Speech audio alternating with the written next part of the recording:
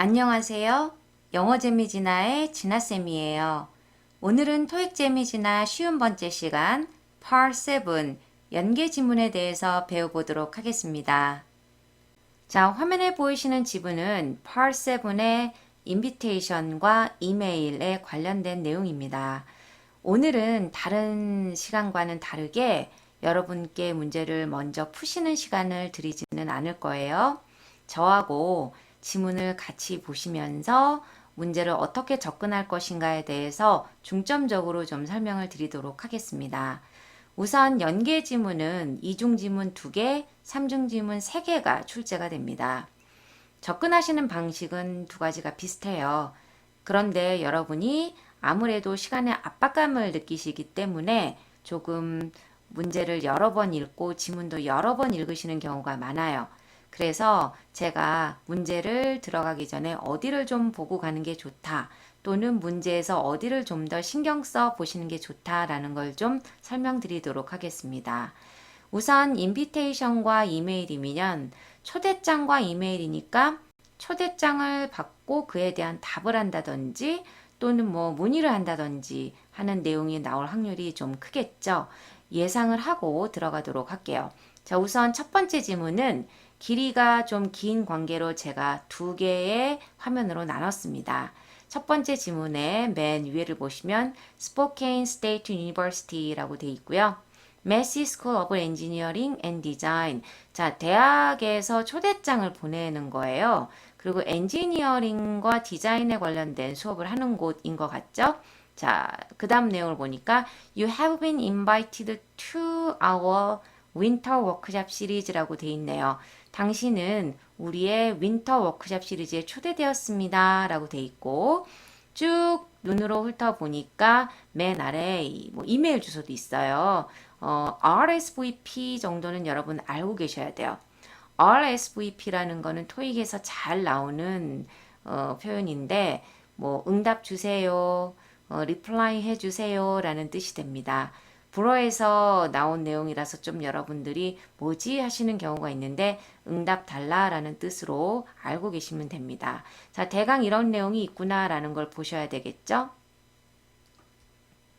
자, 지문 1번의 두 번째, 그러니까 좀 나눠놨어요. 좀 전에 보셨던 글 하단 부분에 이런 표가 있는데, 자, 표가 있다라는 건 여러분이, 날짜, 그리고 스피커, 연설자, 워크샵 타이틀, 어떤 내용의 워크샵이 있는지도 나왔구나. 그러면 날짜와 연설자와 워크샵 타이틀이 뭔가 굉장히 확인을 해야 되는 거리가 될 수도 있다라는 걸 우리는 예측을 할 수가 있어요.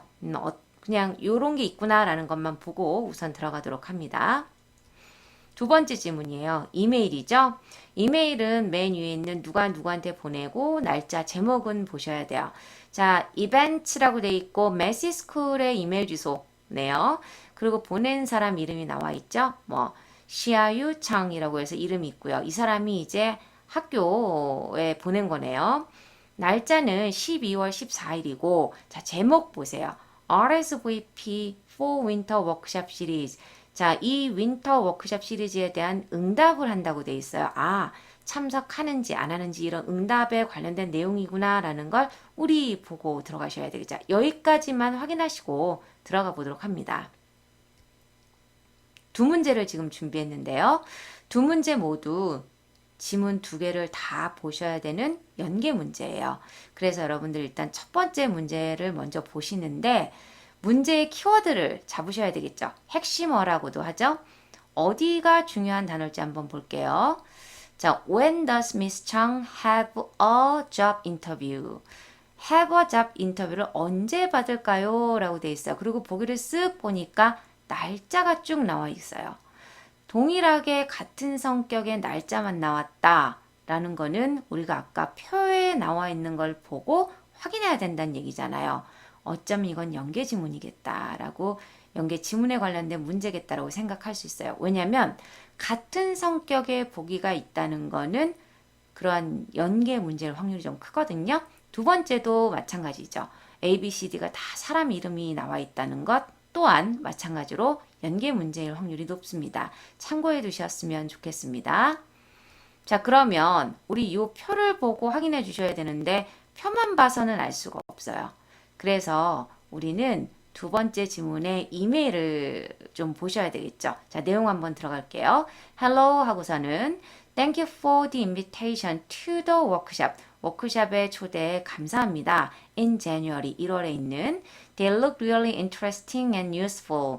굉장히 재밌어 보이고 유용해 보입니다. I would love to attend them all. 다 참석하고 싶어요. But 하지만 이런 게 이제 또 but 하면 중요한 내용이 나오겠죠. Due to a previously scheduled job interview, I will have to miss Miss Gibson's presentation. 자, 우리가 원하는 게 나왔어요. 미리 스케줄된 job 인터뷰 때문에 저는 깁슨 씨의 프레젠테이션은 참석을 못할 것 같습니다. 우리 좀 전에 have a job 인터뷰를 언제 봤냐고 했으니까 깁슨 씨의 프레젠테이션하고 같은 날이란 얘기잖아요.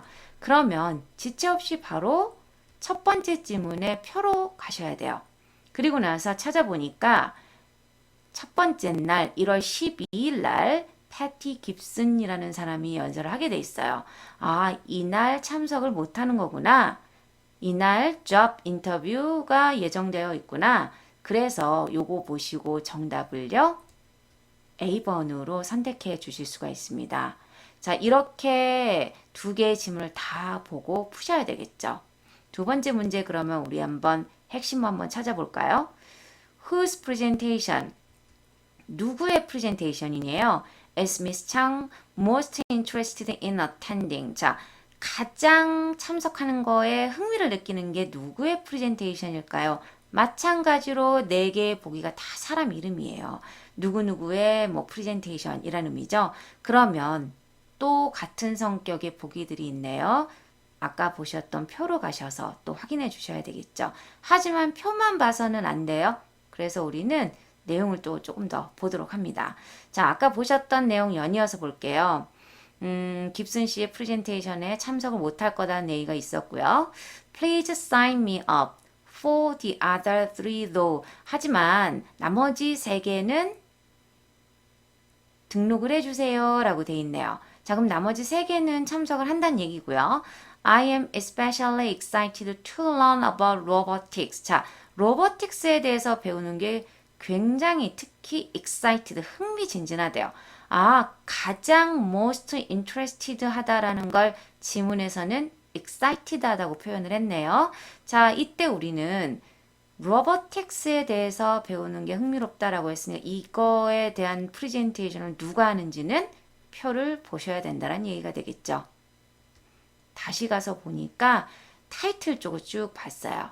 그랬더니 우리 크리에이티브 로보틱스라는 단어가 보이네요. 그 크리에이티브 로보틱스와에 함께 그 문제를 해결하는 것이라고 되어 있는데 요 워크샵 타이틀을 보시고 그럼 이건 누가 했어요? 스피커의 이름을 확인하니까 앨리슨 넬슨이라고 확인하셨죠?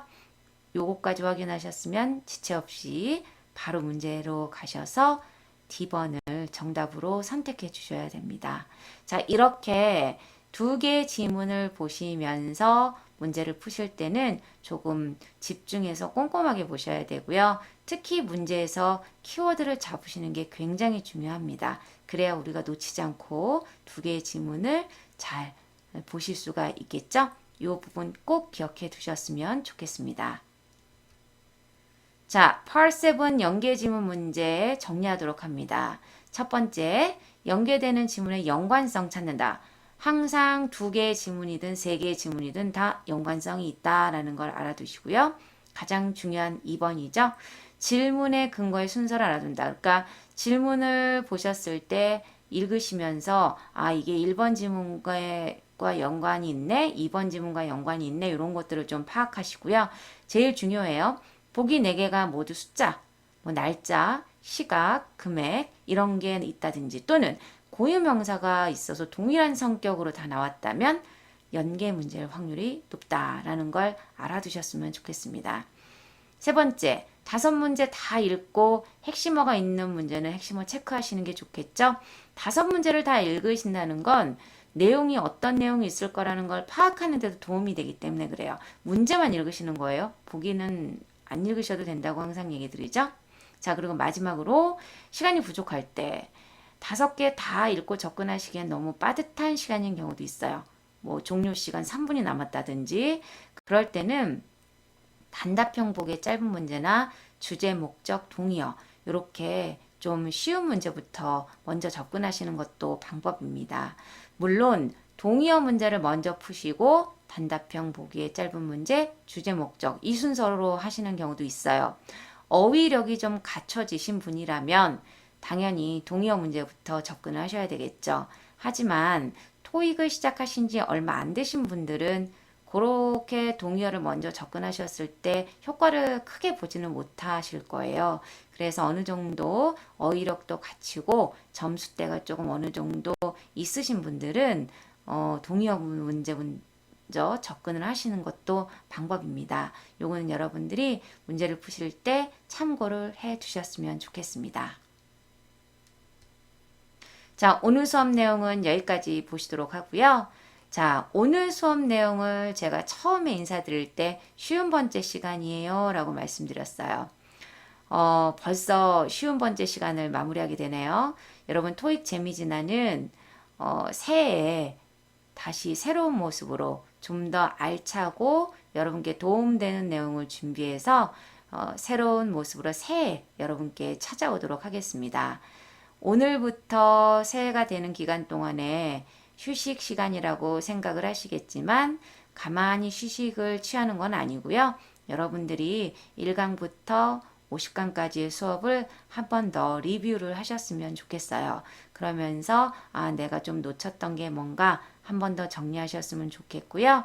그리고 우리는 새해에 좀 더 알찬 내용으로 여러분과 다시 한번 또 수업을 시작하도록 하겠습니다. 오늘 여기까지 합니다. 수고하셨습니다. 영어 재미진화의 수업이 좋으셨다면 구독과 좋아요를 눌러주세요. 여러분의 관심 설정은 좋은 컨텐츠를 만드는 데 큰 도움이 됩니다. 감사합니다.